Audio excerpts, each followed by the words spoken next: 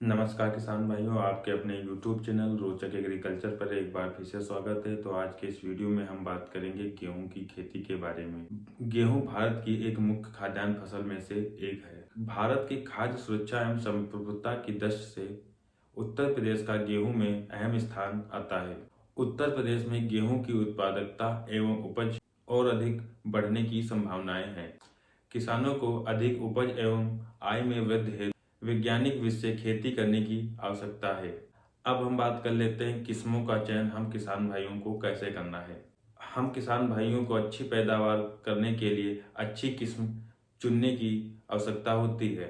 किसानों को किस्मों का चयन, बुआई का समय और उत्पादन के हिसाब से किस्मों का चयन करना चाहिए। अब हम बात कर लेते हैं कुछ किस्मों के बारे में। सबसे पहले बात करते हैं सिंचित क्षेत्र के लिए अगेती किस्मों की बुआई के लिए, यानी कि समय पर बुआई के लिए HD 2967, UP 2382, HUW 468, PVW 17, PVW 502, DPW 62, PVW 550 और कठिया।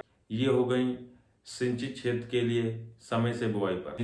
अब बात कर लेते हैं सिंचित क्षेत्र के लिए देर से बुआई के लिए कौन सी किस्म का चयन हम लोगों को करना चाहिए। PVW 590, PVW 16, PVW 373, HUW 510, K9 423 उन्नत हल्ला जिसको बोलते हैं, K424 जिसको गोल्डन हल्ला के नाम से जाना जाता है। अब बात कर लेते हैं ऊसर भूमि के लिए समय से बुआई के लिए किस किस्म का चयन करना चाहिए। KRL 213, KRL 210, KRL 19, आखिरी आती है K8434। ये कुछ वैरायटियां हैं जो समय व देर से ऊसर व सिंचित भूमि के लिए आप लोग प्रयोग कर सकते हैं। तो अब हम बात कर लेते हैं तापमान, पंख से पंख की दूरी क्या रखनी है और बीज की गहराई क्या रखनी है। बुआई के लिए औसतन तापमान 21 डिग्री से 25 डिग्री सेंटीग्रेड तक हो सकता है। और अब बात करें अच्छे बीज जमाव के लिए, उसके लिए हम लोगों को 16 डिग्री सेंटीग्रेड से 20 डिग्री सेंटीग्रेड तक अच्छे बीज जमाव के लिए बुआई करनी है।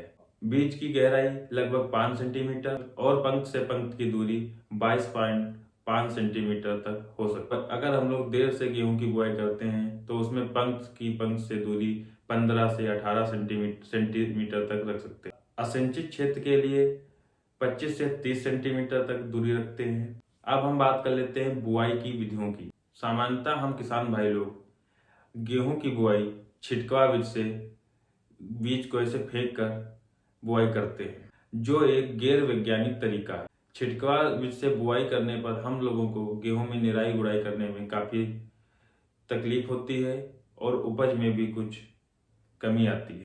अब बात कर लेते हैं गेहूं बुआई की वैज्ञानिक विधि। सबसे पहले बात करते हैं सीड ड्रिल।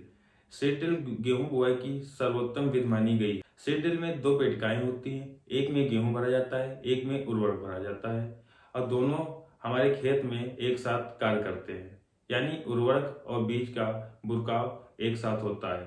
पंक्ति में बुआई होती है जिससे पौधों की संख्या समान निकलती है। इसमें लागत भी कम लगती है और अच्छी पैदावार भी होती है। गेहूं बुआई की दूसरी विधि शून्यकर्षण या जीरो टिल। इस विधि में गेहूं की बुआई धान की कटाई के बाद खेत को बिना जोते उसी में की जाती है। गेहूं बुआई की तीसरी विधि बेड प्लांटर। इस विधि में मल्टी क्रॉप बेड प्लांटर द्वारा उठी हुई सैया पर बुआई की जाती है। इस विधि में बीज और उर्वरक का प्रयोग एक साथ होता है। इस विधि में पानी की 25% तक बचत होती है। इस प्रकार से गेहूं बुआई की अनेक विधियां हैं, जैसे हैप्पी सीडर, रोटरी ड्रिल आदि हैं। अब बात करते हैं खाद एवं उर्वरक प्रबंधन। उर्वरक का प्रयोग मृदा परीक्षण के आधार पर ही करना चाहिए।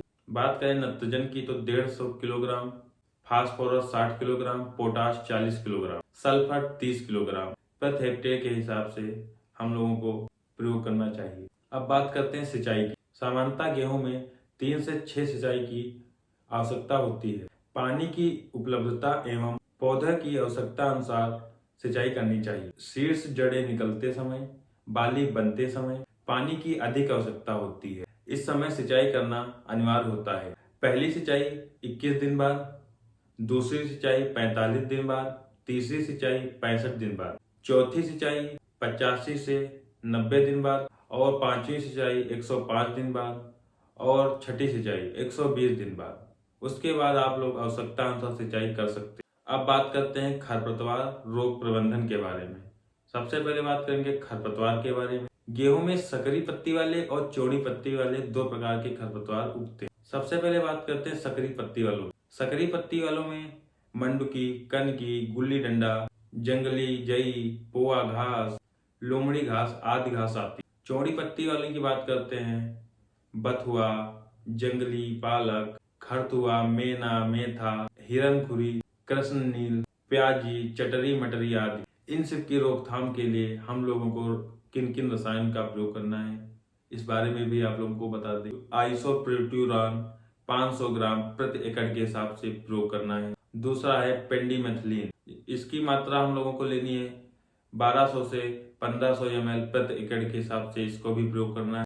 2,4-D वीड मार, ये चौड़ी पत्ती के लिए सिर्फ है, इसको आप लोगों को सकरी पत्ती वाले खरपतवारों पर प्रयोग नहीं करना। 2,4-D की मात्रा 500 ग्राम प्रति एकड़ ही प्रयोग करनी है। और सल्फोसल्फ्यूरान, इसको लीडर भी कहते हैं, इसका डोज आप लोगों को 13 ग्राम प्रति एकड़ के हिसाब से प्रयोग करना है। इन सब खरपतवार नाशियों का प्रयोग आप लोगों को बुआई के 30 से 35 दिन बाद करना है, जो कि 120 से 150 लीटर पानी में मिलाकर प्रति एकड़ आप लोगों को छिड़काव करना है। और छिड़काव करते समय आप लोगों को ध्यान रखना है हमारे खेत में नमी होना आवश्यक है, या फिर छिड़काव के पहले सिंचाई करनी है या फिर छिड़काव के बाद सिंचाई करनी है। अब बात कर लेते हैं फसल सुरक्षा की। फसल सुरक्षा में हमें अपने बीज को उपचारित करके ही बीज की बुआई करनी चाहिए। बीज उपचारित करने के लिए हम लोग कार्बोजिम, कार्बेंडाजाइम, ट्राइकोडर्मा विरिडिटी और विटावेक्स का प्रयोग करते हैं। इन सब की 2.5 ग्राम मात्रा प्रति 1 किलो बीज के लिए पर्याप्त रहती है। बीज की बुआई करने के 1 से 2 दिन पहले यानी 48 से 72 घंटा पहले बीज को उपचारित कर लेना चाहिए। फसल सुरक्षा के बाद खरपतवार हो गया, खरपतवार प्रबंधन हमने बता दिया, फसल सुरक्षा आप लोगों को बता दी। अब बताते हैं आप लोगों को रोग प्रबंधन। तो रोग के लिए आप लोगों को बताते हैं इसमें कौन कौन से पहले रोग लगते हैं। पीला रतुआ, चूर्ण रास्ता, करनाल बंड। तो इन सब की रोकथाम के लिए आप लोगों को प्रोपिकोनोजाल 25 सीसी 200 ml प्रति 200 लीटर पानी में मिलाकर आप लोगों को छिड़काव करना है। उसके बाद आता है माहू। माहू के लिए आप लोग इमिडाक्लोप्रिड का प्रयोग कर सकते हैं। उसके बाद आता है दीमक। गेहूं में दीमक का भी अटैक होता है। दीमक के प्रबंधन हेतु क्लोरपाइरीपास 3 लीटर प्रति हेक्टेयर में हमें प्रयोग करना है।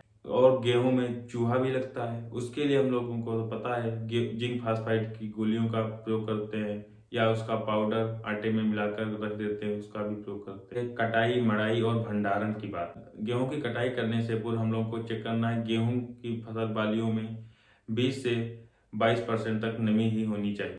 अगर हम लोग हाथों से कटाई करते हैं तो उसमें 20% तक नमी होना अनिवार्य है। अगर कंबाइन से कटाई करते हैं तो उसमें 14% से कम नमी नहीं होनी चाहिए। हम गेहूं की फसल को कम सूखने के बाद बंडल बनाकर रख लेना चाहिए।